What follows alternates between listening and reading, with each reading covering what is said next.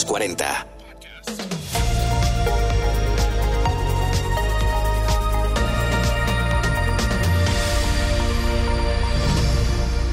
Hola Classic, soy un ser humano nacido en el siglo XX en el hemisferio sur del planeta Tierra.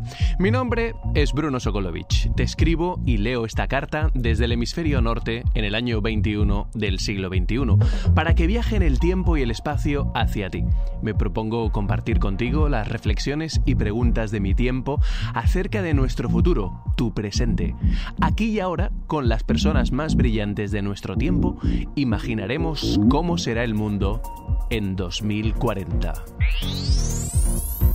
Al margen de imaginar si las ciudades serán más verdes o si los coches volarán, hoy queremos preguntarnos cómo llegar con salud mental y cordura al futuro, a 2040. Para ello, contamos con un psicólogo, coach certificado y especialista en inteligencia emocional, resiliencia personal y gestión de conflictos. Hoy en 2040, Andreu Gatuellas de somosincreíbles.com.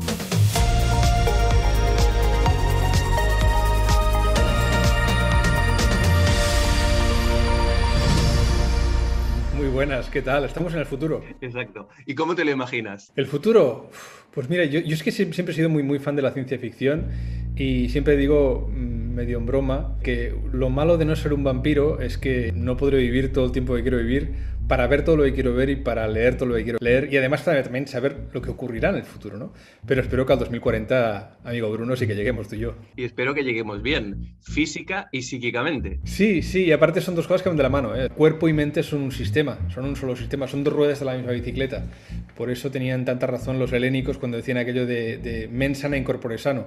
Pero es que un cuerpo sano también facilita una mente sana. Claro, uno se está preguntando cómo llegar con la mente sana, por ejemplo, con salud mental a 2040, teniendo en cuenta que cada vez la historia va más rápido, hay disrupciones tecnológicas que nos avasallan por la izquierda y por la derecha y que todo eso parece que nos exige cada vez más en un momento de la vida en el que se supone que somos menos deportistas de élite que en la adolescencia o primera juventud. Yo no sé cómo va a ser el futuro, ni nadie lo sabe cómo va a ser el futuro, y menos de esta broma pesada de la pandemia del COVID, ¿no? que nos ha distorsionado todo y en tan poco tiempo.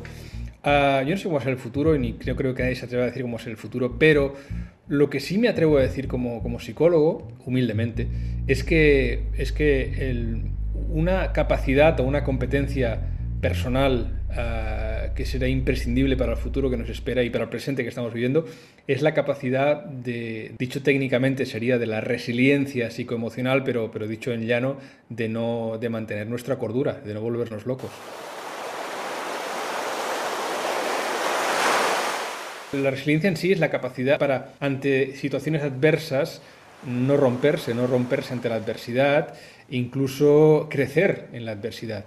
Es una palabra que viene de la ingeniería de materiales y designa eso, los materiales que son capaces de, cuando le aplicas presión, fricción y temperatura, no se rompen y conservan sus características propias del material. Entonces, digamos, si cogemos el ámbito de la resiliencia psicológica, ¿no? La resiliencia psicológica o la resiliencia psicoemocional, considero que es un reto de presente y de futuro, y que parte de la resiliencia psicoemocional es conservar la salud mental. La salud mental es un bien en alza. El concepto de salud mental se ha ampliado mucho, ya no es solo salud mental respecto a las personas que sufren patologías mentales específicas, sino sencillamente el equilibrio emocional, el equilibrio psicoemocional. Digamos que la salud mental se amplía también, ya no solo a nivel patológico, sino a nivel de equilibrio y bienestar psicoemocional. Creo que eso es una realidad que ya vivimos, esa ampliación del concepto de salud mental.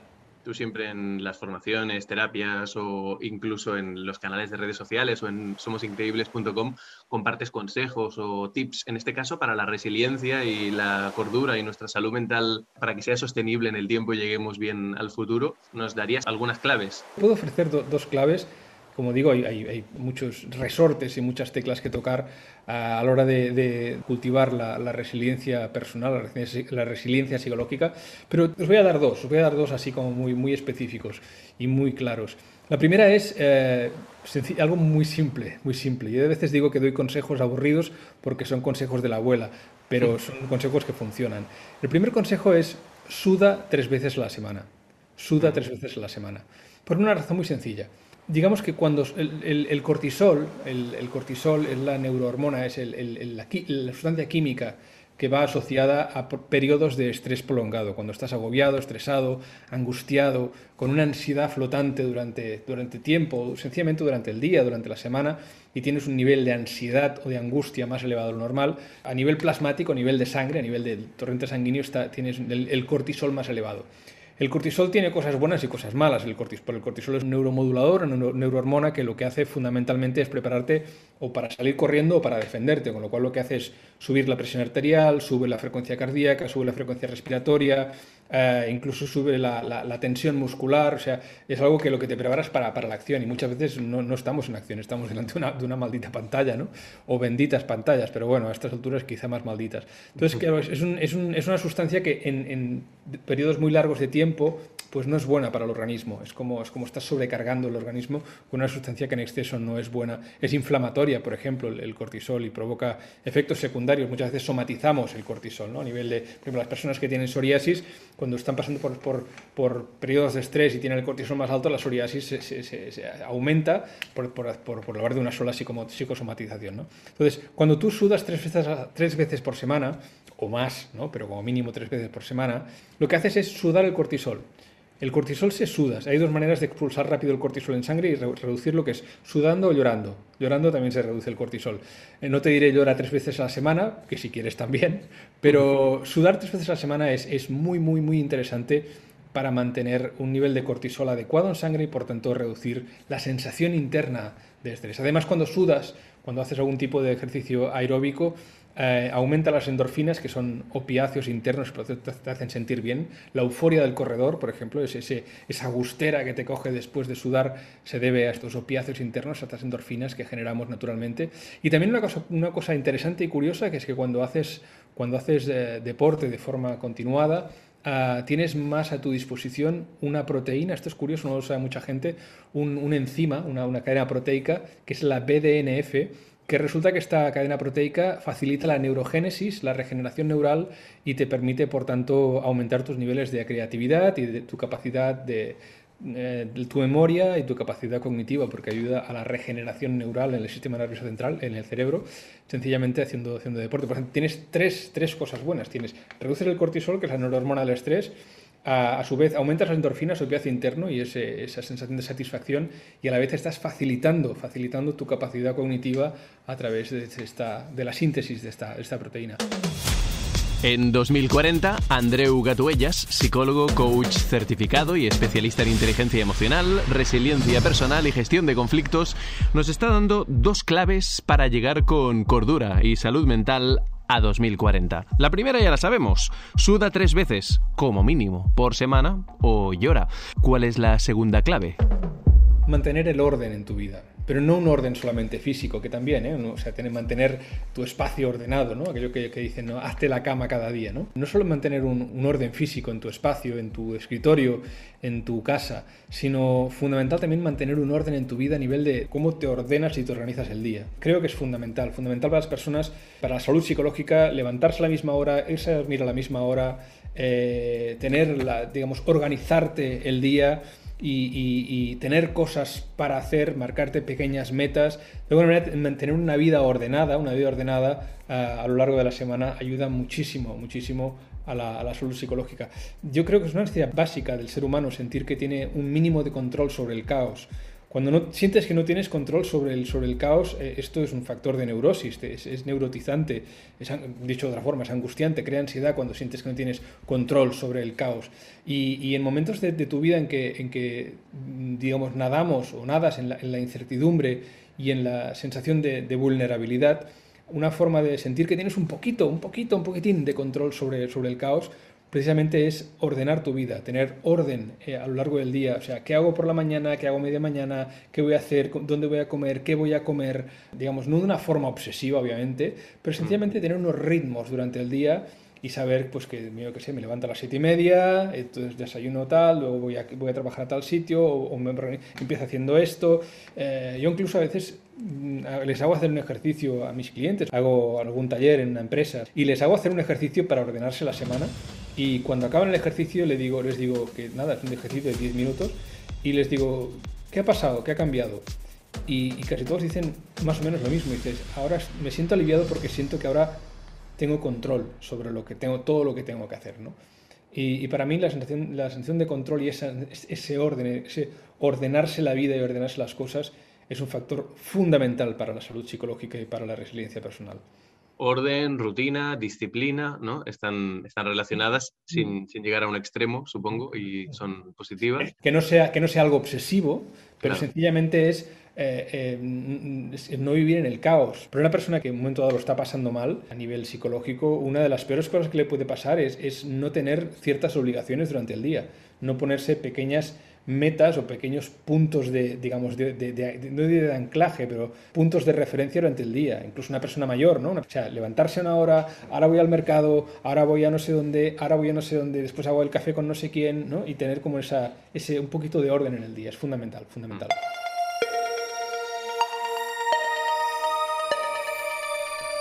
¿Y la psicología cambiará mucho?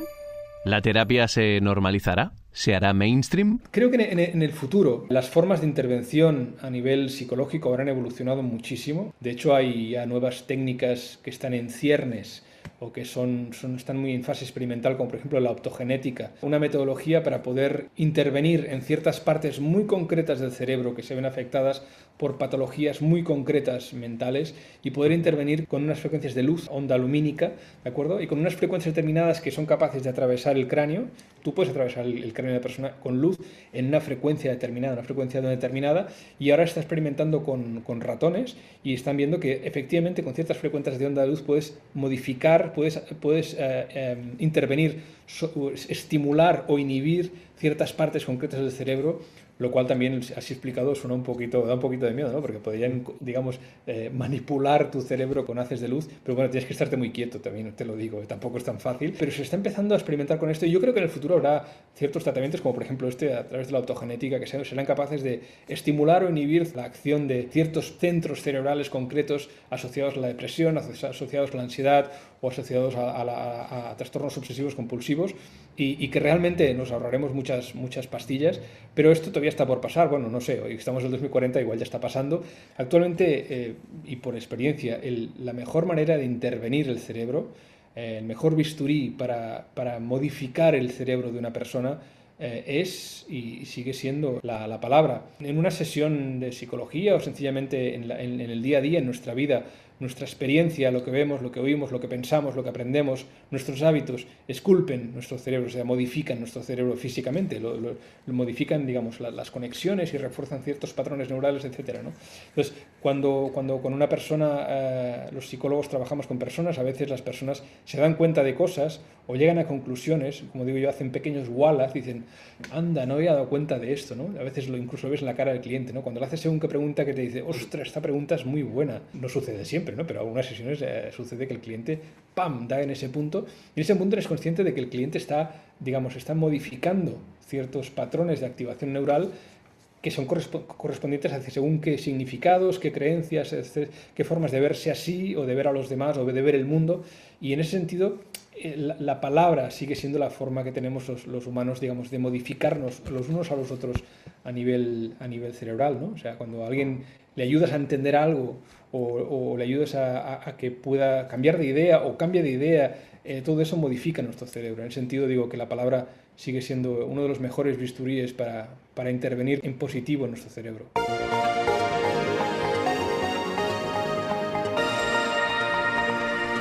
Si la palabra es la mejor herramienta para intervenir positivamente un cerebro, tendremos que tener cuidado con el ruido que nos rodea en las redes sociales, en los medios de comunicación, lo que nos dicen, lo que nos decimos. El ruido muchas veces procede de nosotros mismos.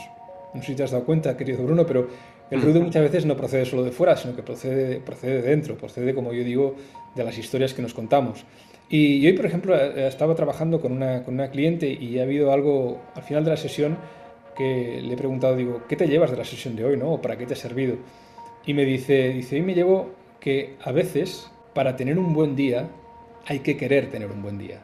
Y es como que se ha dado cuenta de esto, de que a veces para tener un buen día hay que intencionadamente querer tener un buen día. Porque a veces nuestra mente no juega a favor, y a veces nuestra mente pone en marcha ciertos ruidos, como decías tú muy bien, o ciertos discursos internos, o cierta dialéctica interna que no ayuda precisamente a tener un buen día. Es decir, ciertos, digamos, discursos internos asociados a machacarse a uno mismo, ¿no? y a infravalorarse, o a sobrevalorar, o a inflamar los posibles peligros del futuro, o los posibles apocalipsis, como digo yo, ¿no? Los apocalipsis del futuro que construimos en nuestra mente. Por eso a veces creo que es necesario, digamos, ser consciente de que hay parte de ese ruido mental que depende de nosotros y que a veces intencionadamente tenemos que enseñarnos nosotros y enseñar a nuestro cerebro a apagar ese ruido mental, aunque sea solo un rato, prestar atención a lo que tenemos delante y querer tener un buen día. Y creo que esto en 20 años no va a cambiar, o en 19 años no va a cambiar. Las personas seguirán teniendo que aprender a ser dueñas de su cerebro, y aprender a mandar un poco más en su cerebro, y aprender a callar según qué ruidos mentales o qué discursos mentales, y decir, voy a bajar el volumen de esto y voy a querer tener un buen día. Y esto es como lo que decía, ¿no? Al inicio decía que uno a veces tiene que tomar parte activa en su bienestar, y el bienestar psicoemocional, la resiliencia personal, es algo que se puede entrenar y que necesita a veces una atención activa. Pues una manera de empezar a entrenar esta resiliencia psicoemocional sería eso, ¿no? Saber que a veces hay ciertos ruidos mentales que hay que bajar de volumen, darle menos cuota de pantalla, como decía el otro día una clienta mía, decía, he aprendido a darle menos cuota de pantalla a ciertos pensamientos. Digo, maravilloso, casi me levanto y le aplaudo, ¿no? Y ser capaces de reducir ese ruido y decir, hoy voy intencionadamente a tener un buen día. Andreu Gatuellas, psicólogo, coach certificado y especialista en inteligencia emocional, resiliencia personal y gestión de conflictos. La semana que viene nos contará cómo sobrevivir en un mundo cada vez más acelerado y despistado, cómo hacerle frente a la adicción digital, y nos dará una tercera clave para llegar con salud mental al 2040. Hasta aquí el capítulo 1 de 2040, un viaje al futuro, una cápsula del tiempo, contenidos, ideas, gente y proyectos disruptivos que en 2040 serán classic. 2040, la vida del mañana, hoy.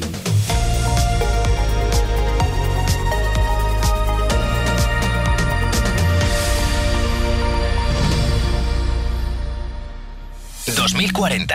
con Bruno Sokolovic. Suscríbete a nuestro podcast y descubre más programas y contenido exclusivo accediendo a los 40 Podcast en los40.com y la app de los 40.